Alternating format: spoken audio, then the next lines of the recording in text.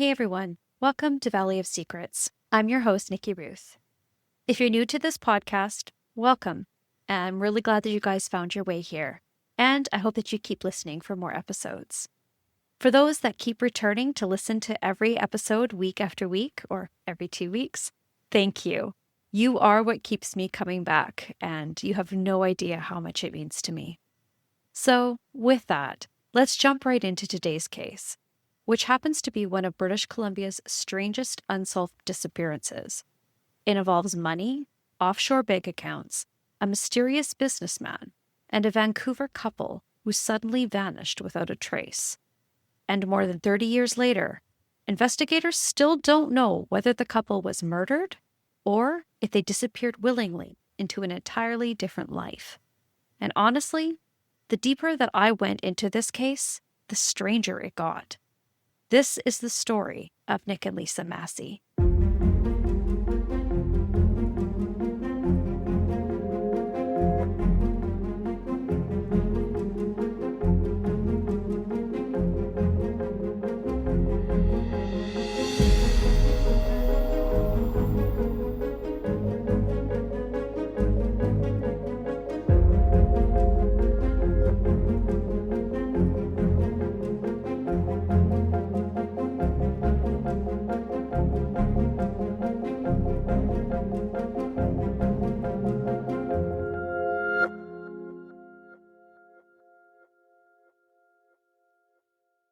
It's August 19th, 1994 in North Vancouver, British Columbia.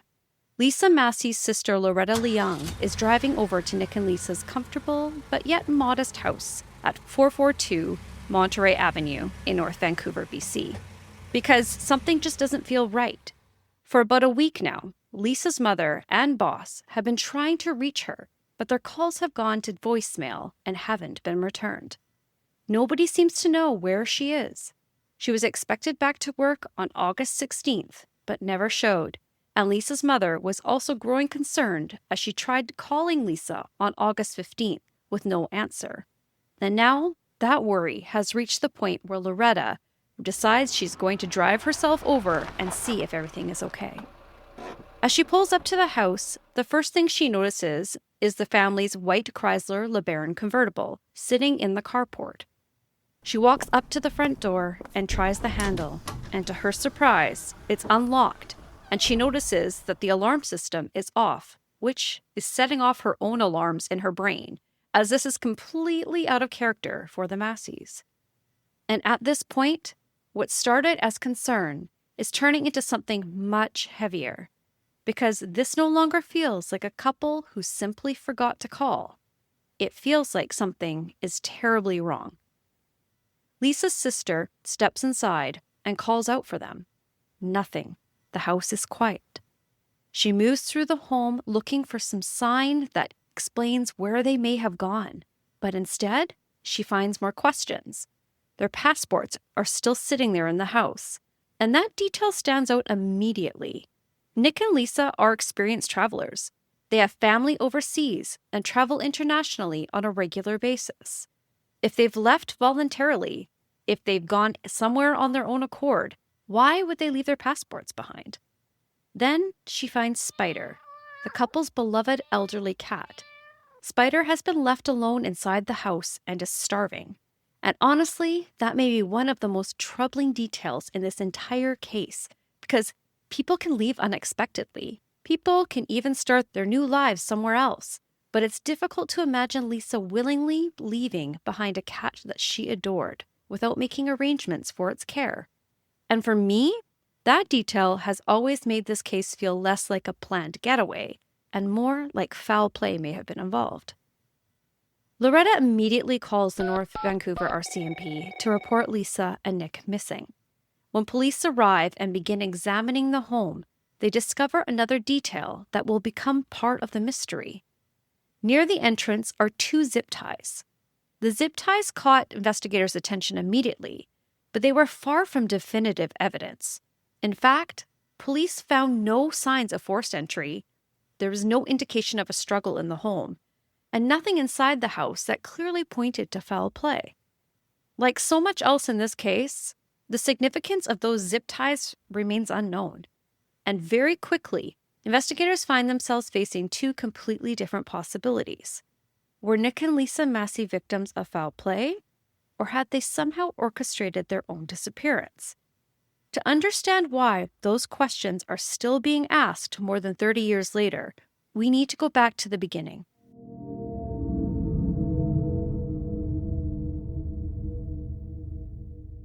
Lisa Mo Yin Ho was born in China on August 11, 1954. By 1984, she was living in Vancouver and working as a hairdresser at Yokoi Hair Design on Canby Street. It was there that she met Nick Masee. Nick was tall, tanned, with bronze-colored curly hair and a mustache. At first, he was simply one of her clients, but over time, the relationship grew into something more. Lisa was 29 years old, beautiful and exotic-looking, with black hair and big brown eyes. She was stylish, with a beautiful smile, and it was easy for Nick to fall in love with her. Nick was 16 years older than Lisa, and had already established himself in Vancouver's financial world. He had worked as an account director for the Bank of Montreal and carried himself with the confidence of someone who had spent years building connections and earning trust. You know, those people who seem to know everyone, the kind of person who walks into a room and immediately starts greeting people by their name. That was Nick. He was originally from the Netherlands, and he had spent decades building a successful baking career. He had also been married before and had 2 adult children from his first marriage. His son Nick Jr. ran a moving company in Tokyo, while his daughter Tanya worked as a secretary in Holland. Eventually, Nick and Lisa married and settled into a home in North Vancouver. Friends described them as genuinely happy together. People who knew Nick often spoke about how devoted he was to Lisa. He seemed proud of her, protective of her, and deeply committed to their relationship. From the outside, he appeared to have built a life that many people would envy. They traveled frequently, they had international connections, and they moved comfortably within Vancouver's business and financial circles. But deep down, they were quiet and conservative people. It looked like a story of a successful retired banker and his wife enjoying the rewards of years of hard work. But as we know, appearances can be deceiving. Because when investigators later began examining the months leading up to their disappearance, they found a picture that wasn't nearly as straightforward as it first appeared. Nick had spent 35 years at the Bank of Montreal before retiring in January of 1994 at the age of 55. By then, he had developed a reputation as a sophisticated businessman who understood investments, markets, and how money moved through the financial world. Retirement, however, didn't seem to slow him down. At the time he disappeared, Nick was serving as a director of Turbodyne Technologies, a California-based company whose shares were traded on the Vancouver Stock Exchange. His job was to look after the corporate budget and set up evaluations for the company's anti-pollution device. To understand this case, it's important to understand the environment Nick was operating in. Because during the late 1980s and early 1990s, the Vancouver Stock Exchange had a reputation unlike almost any other market in Canada. Vancouver's Howe Street became known for speculative penny stocks, high-risk ventures, aggressive deal-making, and fortunes that could be made or lost almost overnight. For some people, it was a place of incredible opportunity, and for others, it was a place where money disappeared just as quickly as it arrived. And Nick wasn't just observing that world from a distance. Before retiring from the Bank of Montreal, he had worked closely with some of the Vancouver Stock Exchange's most well-known and influential players. Names like Murray Pezim, Harry Mole, Nelson Skalbania, and Herb Capozzi regularly surfaced in accounts of Nick's professional life. Now, if those names don't mean anything to you today, they were a big deal in Vancouver during the 1980s and early 1990s. Murray Pezim was perhaps the most famous stock promoter in Canada at that time. He was known as the king of the Vancouver Stock Exchange, and he built a reputation making and losing fortunes through speculative mining and resource ventures. Nelson Skalbania was a flamboyant businessman and investor who became famous for buying professional sports teams, including the NHL's Atlanta Flames, and later bringing them to Calgary. He was known for taking enormous financial risks and living larger than life. Harry Moll was a businessman and financier who later became associated with the collapse of the Pine Ridge Capital Group, one of the largest financial scandals in British Columbia during the early 1990s.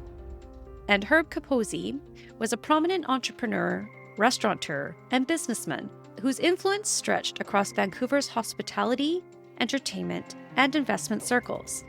These weren't ordinary clients. These were men who flew in private jets, owned luxury properties, moved millions of dollars, and regularly made headlines. Nick reportedly socialized with them. He shared meals at one of Vancouver's most exclusive restaurants and entered high-profile events. He went on fishing trips with them to Sonora Lodge, boxing matches in Las Vegas, and was even a guest at Murray Pism's weddings aboard a luxury yacht. From the outside, it appeared that Nick had a front-row seat to a world of wealth, influence, and opportunity. But by all accounts, Nick was known to be straight as an arrow. Capozzi even stated that if Nick won money at a poker game, he would claim it on his income tax. But there was another side to that story. Because despite the circles they moved in, reporters later suggested that Nick and Lisa were not nearly as wealthy as many people assumed.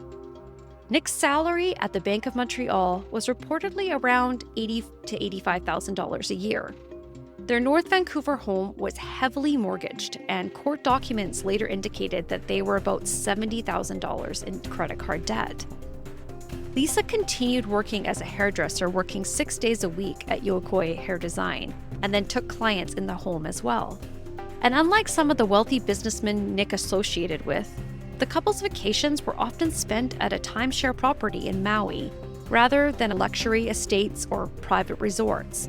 And honestly, I think that contrast is important because it raises an uncomfortable question.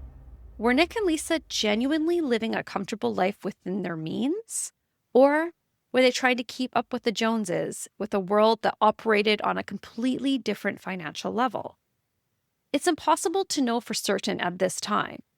But if financial pressures were building behind the scenes, it could explain some of the decisions investigators would later find so puzzling. In April of 1994, just 4 months before they vanished, Nick and Lisa had made a sudden trip to the Cayman Islands. What stood out to investigators wasn't simply the destination, it was the secrecy. According to reports, the couple didn't tell friends or family where they were going. Instead, they simply said that they had to leave town for a few days.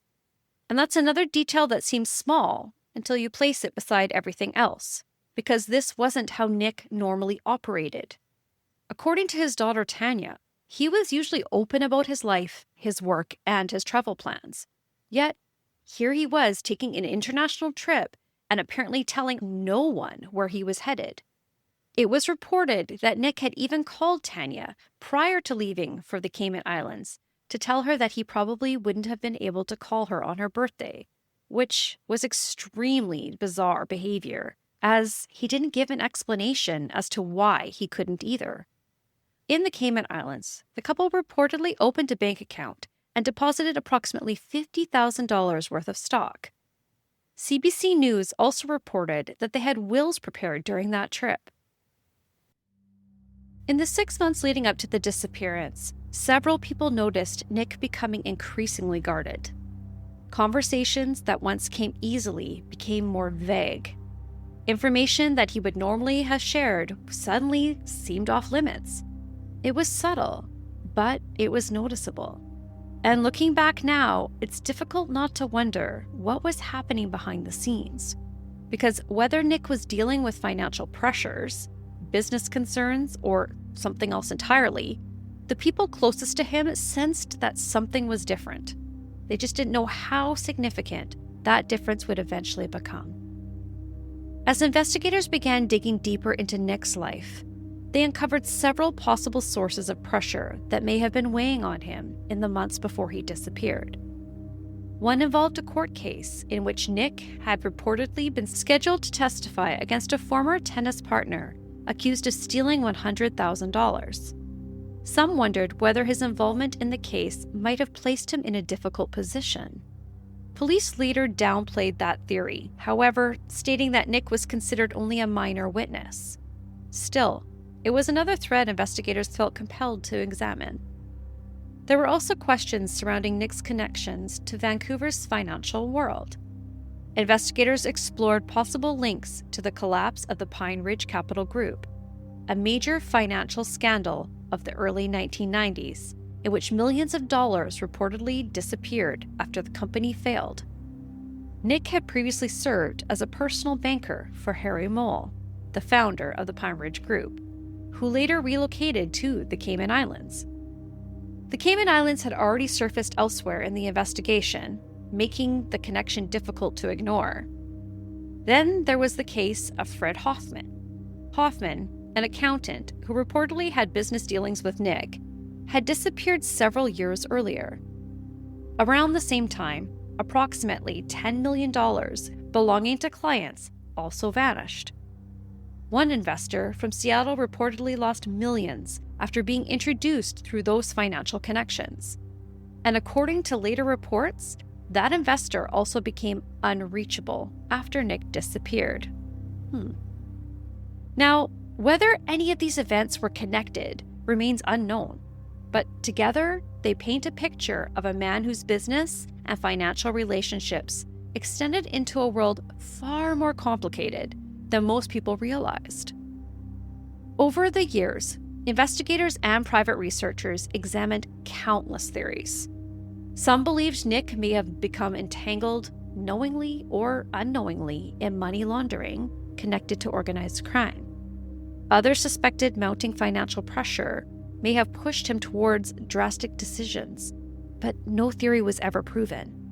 But one detail from the day before the disappearance has continued to stand out.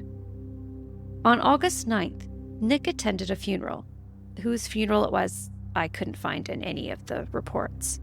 But according to later accounts, he seemed deeply upset afterwards, and witnesses recalled seeing him distraught and speaking about leaving town. At the time, those comments probably didn't seem significant, but looking back, they take on a very different meaning. The following day was Wednesday, August 10, 1994. It was the last day anyone could confidently place Nick and Lisa Masee alive. That afternoon, Lisa was working at her hair design place when she mentioned a phone call Nick had recently received from a businessman in California. According to Lisa, the man claimed he wanted to invest $10 million into one of Nick's business ventures.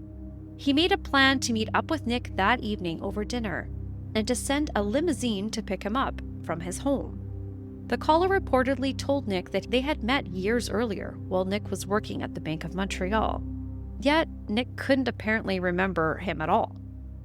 Lisa's co-worker, Teresa Pham, later recalled that Lisa seemed uneasy about the situation. And yeah, honestly, that was always been one of the strangest details of this entire case. Because if someone called you out of the blue offering $10 million and claiming to know you from years earlier, wouldn't you want to know exactly who they were? And I would be asking a lot of questions.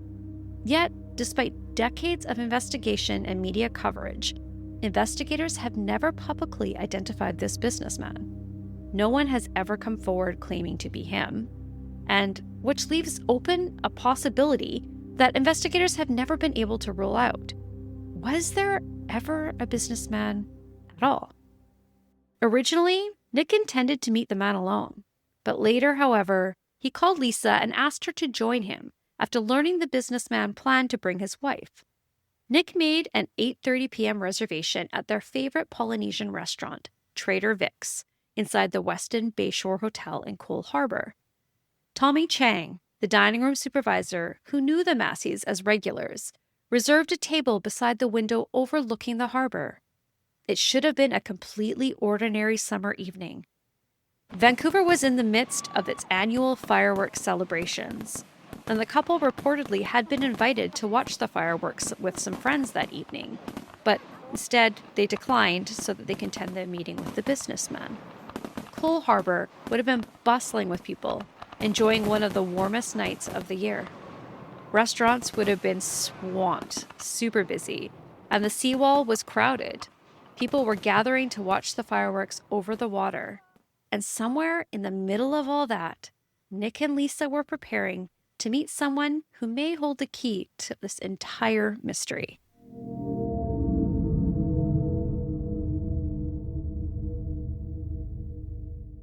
At some point that evening, Nick called the restaurant and said that they would be delayed. But by 9:30 p.m., the reservation was given away because Nick and Lisa never arrived, and neither did the mystery businessman that they were supposed to meet. Trader Vic's actually ended up closing down in 1996, 2 years after the Masee's disappearance. And this is where I keep finding myself coming back to the same question. Who was this mystery businessman? Because if this man was real, then he may be one of the most important people in this entire case. Think about it. According to Lisa, this was the reason they were going out that evening. A businessman from California supposedly wanting to invest $10 million into your company. He claimed he knew Nick from years earlier, and a meeting was arranged. A restaurant reservation was made. And then Nick and Lisa disappear. If that businessman existed, investigators would almost certainly have wanted to identify who he was. Because if he was real, another possibility emerges. What if the meeting itself was a lure? What if someone knew Nick's financial background and knew that he was involved in the Vancouver investment world, and used the promise of a massive investment to get him somewhere alone? And if that's what happened, was Nick the target? Or was it him and Lisa? Of course, there's another possibility. What if the businessman never existed? And honestly, that theory is just as unsettling. Because if there was no businessman, then why tell people about him? Why make sure that your coworkers knew about what was happening with the dinner reservations, etc.? One possibility is that Nick and Lisa were creating a story so that people would remember later, like establishing an alibi before disappearing. If that was the case, then the businessman wasn't a real person at all. He was just a character in a story. But even that theory has problems, because if Nick and Lisa were planning to disappear voluntarily, why leave behind your passports and your beloved cat Spider? There's just way too many loose ends that were left behind. But that's what makes this case so frustrating, because almost every theory explains some of the facts, but none of them explain all of them. The businessman could have been a lure, or he could have been an invention. The dinner meeting could have been real, or it could have been part of a plan. There's another detail in this case that I've gone back and forth with repeatedly. According to a witness interviewed later, Nick and Lisa were seen at the Westin Bayshore's Garden Lounge between approximately 6:30 to 10:30 p.m. on August 10th. The witness said they appeared relaxed, they shared a bottle of wine, and they both ate hamburgers. Nick was reportedly dressed in a jogging suit, and on the surface, that sounds like an important sighting, especially on the day that he was supposed to be having dinner at Trader Vic's. But the more I think about it, the more questions I have. First, there is the issue of memory. The witness wasn't reporting a dramatic event that stood out at the time. They were recalling what appeared to be an ordinary evening after Nick and Lisa had already disappeared. And we know from countless investigations that memory can be surprisingly unreliable. People misremember dates, they confuse one day with the other, they merge separate events together. So one possibility is that the witness genuinely saw Nick and Lisa, but not necessarily on August 10th. And if that's the case, then one of the most important sightings in this investigation may not actually belong in the timeline at all. But if the witness was correct, there are still things that don't quite fit. Remember, Nick and Lisa were supposedly preparing to meet a businessman who was talking about investing millions of dollars. It's the kind of meeting that you would expect someone to take seriously. Yet, according to the witness, Nick was wearing a jogging suit. Now, I don't know about you, but a jogging suit is not what comes to mind when meeting a man who's going to be investing $10 million into your company. I would have assumed Nick and Lisa would have dressed up for that occasion. Then there's another question. If Nick and Lisa were already at the Bayshore complex, why didn't they just go to Trader Vic's? The Garden Lounge and Trader Vic's were essentially next to each other. They weren't across the city, they were already right there. Yet despite having a reservation waiting for them, they never showed up. Instead, Nick reportedly called to say that they were running late, which to me sounds like the Masees were still at home and possibly waiting for that limousine that was supposed to pick them up. The fact that their car was still sitting at the home suggests to me that they never left their home willingly. But that's just my opinion. I am sure if this mystery man was calling Nick's phone, investigators would have gone through that information and tried to find out who this man was. Unfortunately, more than 30 years later, we still don't know. And that's what makes this sighting so frustrating, because if it's accurate, it may represent the last glimpse of Nick and Lisa before they vanished. And if it's inaccurate, then we may not know where they spent their final known evening at all. The next morning was Thursday, August 11th, 1994. This was Lisa's 39th birthday. At approximately 10 a.m., Lisa used Nick's cell phone to call his workplace. A coworker named Leon Noack answered. Lisa told him Nick would be out of town for a few days and would call later.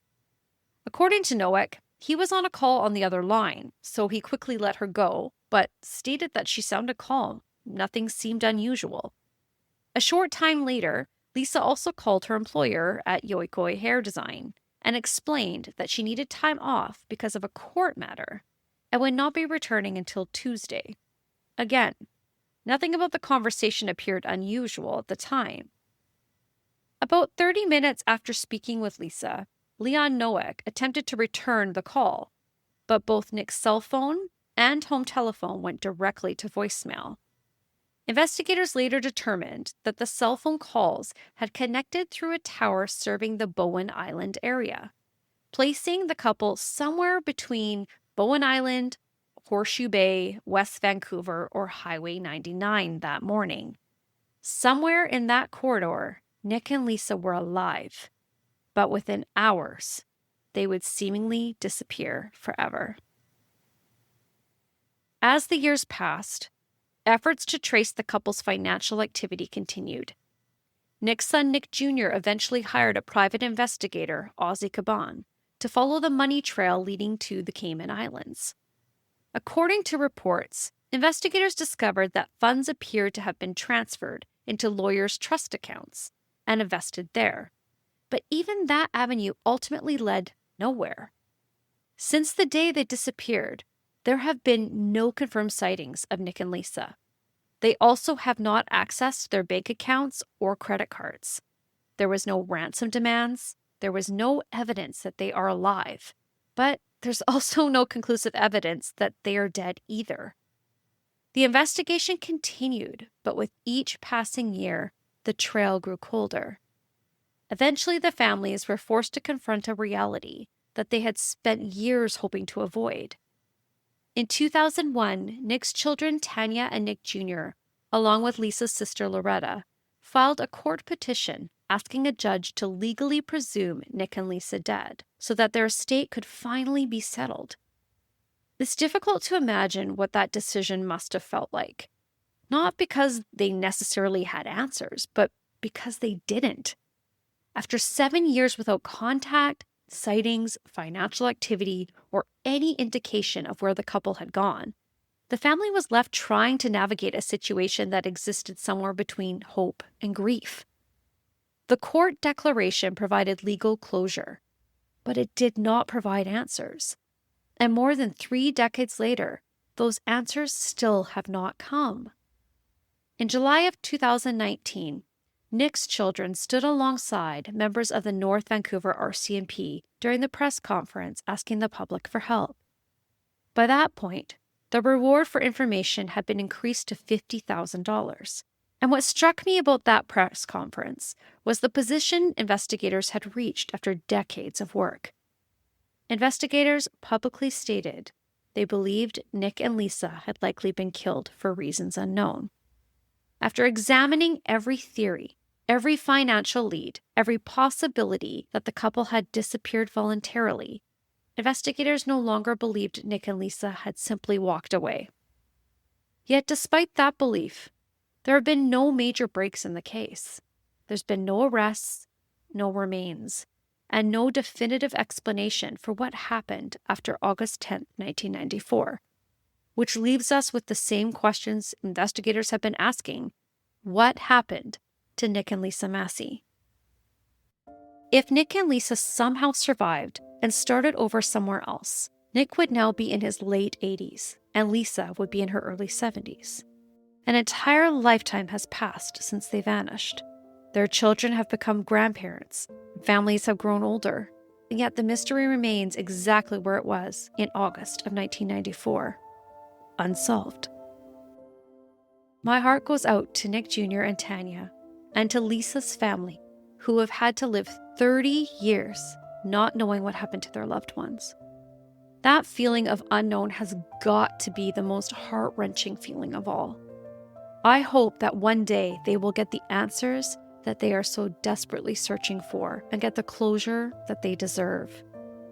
If you have any information regarding the disappearance of Nick and Lisa Masee, investigators are asking you to contact the North Vancouver RCMP at 604-985-1311 or Crime Stoppers at 1-800-222-8477. That's it from me today. I'll be back in 2 weeks with a new episode. Don't forget to subscribe or follow me so you don't miss an episode. Until next time, stay safe, stay aware, and stay curious. Bye.